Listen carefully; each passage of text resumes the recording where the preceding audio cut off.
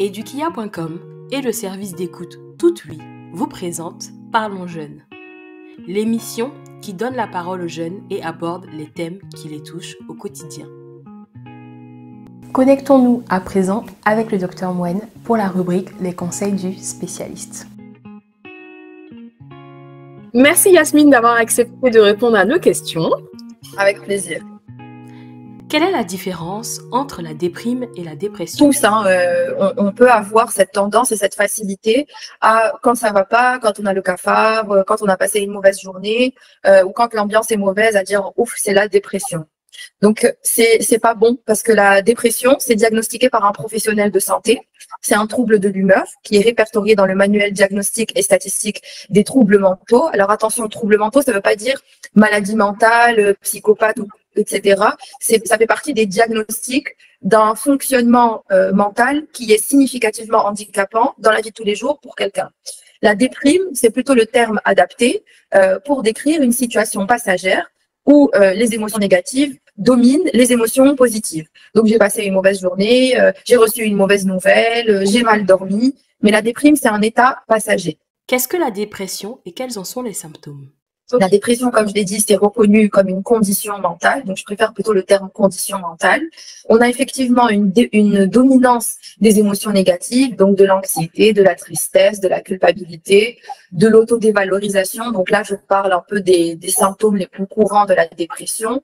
On a aussi une perte de motivation. Alors c'est réel, c'est pas une démotivation qu'on peut connaître dans la vie de tous les jours où le lendemain ou au bout d'une semaine ça va mieux. Non, c'est vraiment une perte de motivation. On connaît aussi le symptôme qu'on appelle la clinophilie. C'est l'incapacité à se lever du lit. C'est pas un jour, on n'a pas envie de se lever du lit parce qu'on a eu une semaine difficile. Non, c'est vraiment un trouble motivationnel. On a l'isolement social, les troubles du sommeil avec une difficulté d'endormissement, des pensées intrusives, le sommeil qui n'est pas de qualité, des réveils dans la nuit. L'alimentation aussi, elle est souvent perturbée dans la dépression. Dépendamment de chacun, ça peut être une augmentation pas de l'appétit, mais en tout cas d'une envie de manger pour soulager justement ce sentiment d'angoisse persistant, ou à l'inverse, un appétit qui est coupé. Donc voilà, vraiment la dépression, ça a des symptômes communs, basiques pour une globalité, mais il y a aussi des particularités qui rejoignent les différences interindividuelles. Et aussi quelque chose dont les patients se plaignent beaucoup, c'est la perte de plaisir pour les activités qui initialement étaient source de plaisir pour ces personnes-là. Par exemple, les hobbies, les passions, les centres d'intérêt, où il n'y a vraiment plus rien qui nous anime. Alors, il faut savoir aussi que dans les formes modérées à sévères, on peut avoir des idées suicidaires avec ou sans passage à l'acte. Donc, une idée suicidaire, c'est j'ai envie de tout arrêter.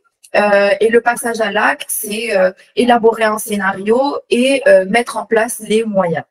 Petite parenthèse sur le suicide, c'est pas forcément qu'on a envie de se donner la mort parce qu'on a envie de mourir, c'est surtout qu'on n'y voit plus d'échappatoire et qu'on se dit le seul moyen d'arrêter de souffrir, c'est d'arrêter de vivre. Donc la motivation derrière le suicide, c'est arrêter la souffrance et pas arrêter de vivre. Existe-t-il des symptômes particuliers chez les jeunes? Si on est autour de l'adolescence et jeune adulte, on peut avoir une tendance aux conduites déviantes et à la dépendance, par exemple, aux psychotropes, donc à l'alcool, à la drogue. Du coup, la dépression, elle se manifeste, comme j'ai dit, avec des symptômes qui sont communs à tous, entre guillemets, quel que soit notre âge. Mais chez les adolescents ou chez les jeunes, par exemple, on va avoir plutôt tendance à un isolement, effectivement, même si l'isolement existe aussi dans les cas de dépression chez les autres tranches d'âge. L'automutilation, ça va être beaucoup chez les adolescents, chez les jeunes adultes. Et l'automutilation, c'est sur le plan extérieur, on se dit c'est pour se faire du mal. Mais d'un point de vue théorique, c'est plutôt essayer de déplacer la douleur. Parce que justement, la dépression, on ne sait pas toujours qu'est-ce qui induit la dépression, pourquoi est-ce qu'on est en dépression. Et c'est d'autant plus douloureux. Et justement, étant donné qu'il y a beaucoup de symptômes envahissants et qu'il y a une perte de contrôle de ses pensées, de ses sensations, de ses comportements, l'automutilation, ça permet de déplacer la douleur comme pour reposer son esprit à un moment donné et être dans le contrôle de la douleur qu'on va s'infliger à soi. En général, ça va être plutôt sur la peau. Et il faut savoir que la peau, c'est aussi la barrière entre le monde intérieur, donc notre monde à nous, et le monde extérieur. Et c'est un moyen, en fait, de vouloir sortir de la souffrance et de lutter contre l'impuissance face à l'épisode dépressif. Existe-t-il une durée moyenne de la dépression? Encore la différence entre déprime et dépression. Pour parler d'une dépression, un des premiers critères, c'est les symptômes que j'ai décrits. Il faut qu'ils persistent sans arrêt et qu'ils soient constamment présents pendant au moins 2 semaines. Maintenant, la durée en termes de chronologie, combien de temps est-ce que les symptômes vont rester et où s'intensifier, il dépend du type de dépression. Alors, on a ce qu'on appelle la dépression à épisode unique. Donc, ça arrive une fois dans la vie d'une personne et il n'y a pas de récidive. Donc, cet épisode-là, il peut être léger, modéré, sévère, mais il sera unique dans la vie de cette personne-là. La dépression, ça dure donc minimum 2 semaines, effectivement. Ça peut durer 1 mois, 2 mois, voilà, comme plusieurs mois. Mais dans le cas d'un épisode unique, ça s'arrête après la fin de cet épisode-là. Ensuite, on a ce qu'on appelle les dépressions récurrentes. Donc, en termes de durée pour la dépression récurrente, ça va dépendre en fait de la personne, mais c'est surtout qu'on aura une redondance de l'épisode.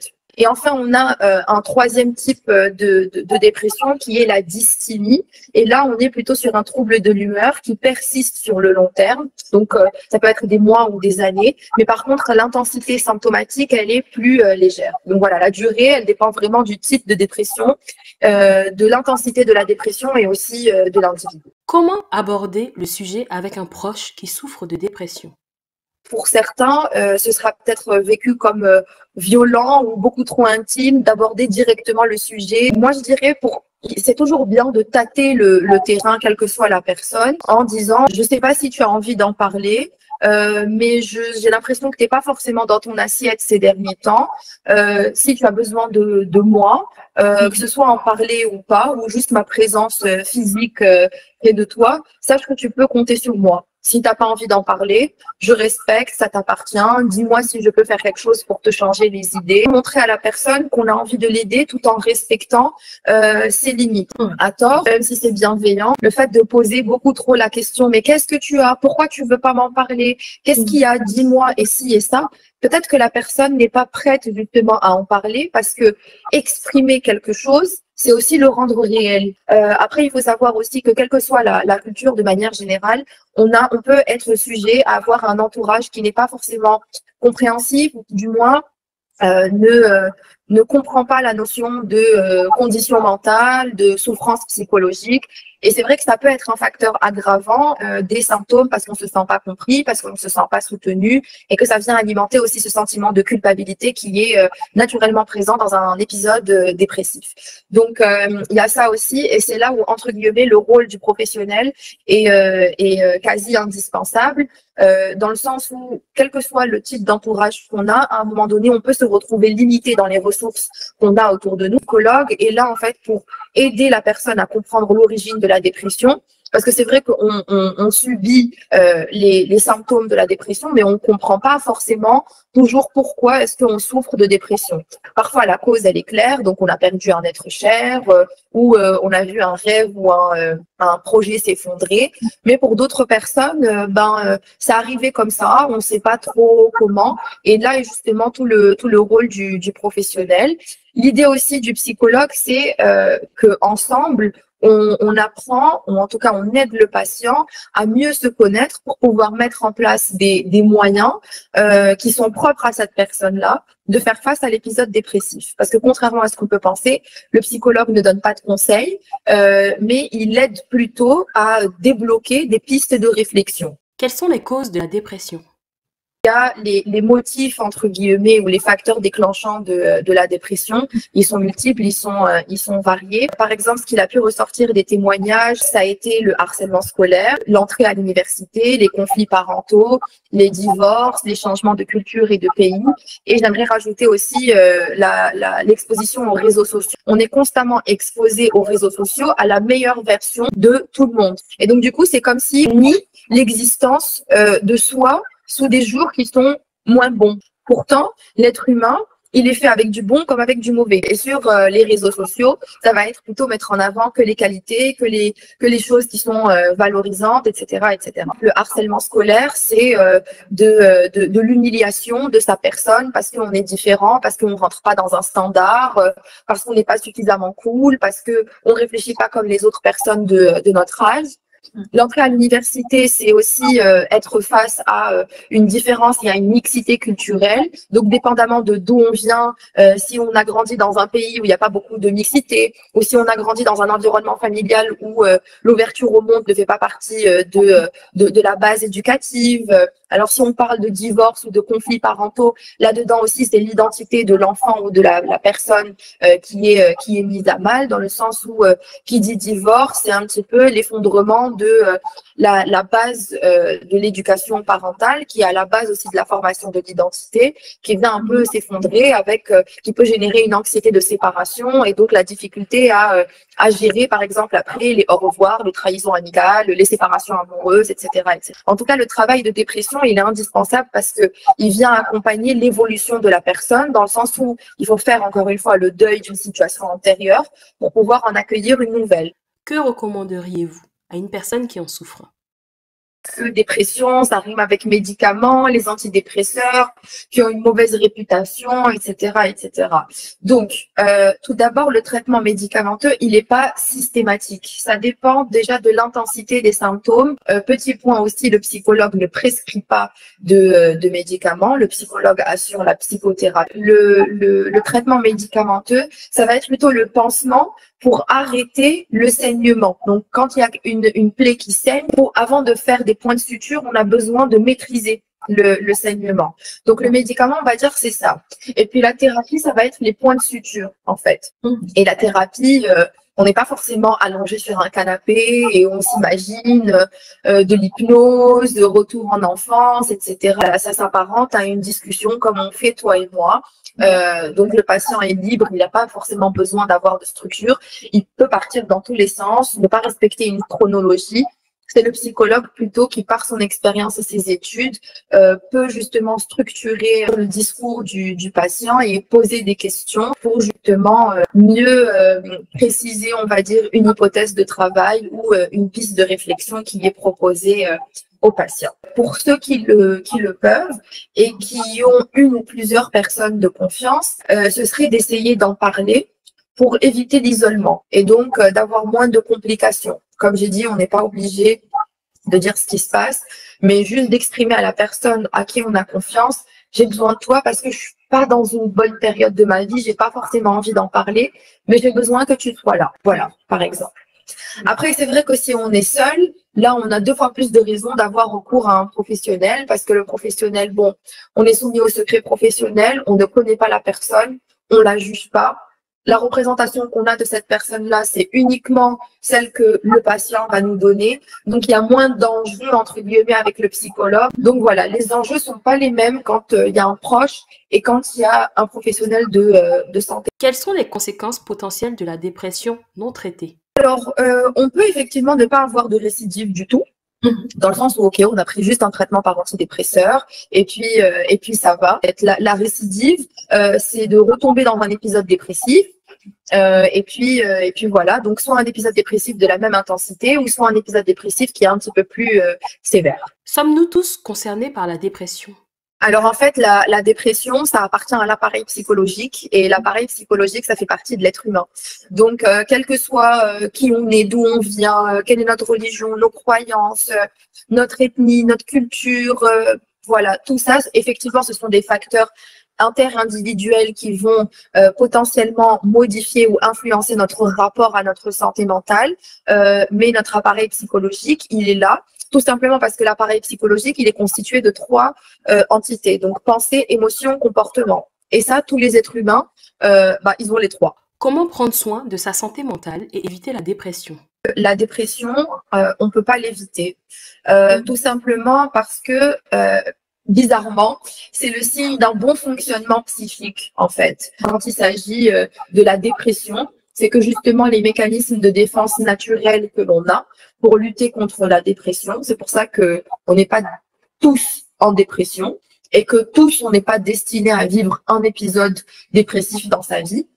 C'est qu'on a des mécanismes de défense qui sont invisibles, qui sont inconscients, et que parfois, il nous arrive quelque chose qui est plus fort que nous, qui est plus fort que nos ressources. Et donc, on se déprime parce que on a besoin de se renouveler. On a besoin justement d'être plus bas que terre pour aussi pouvoir ouvrir des nouvelles manières de réfléchir entre soi et soi-même.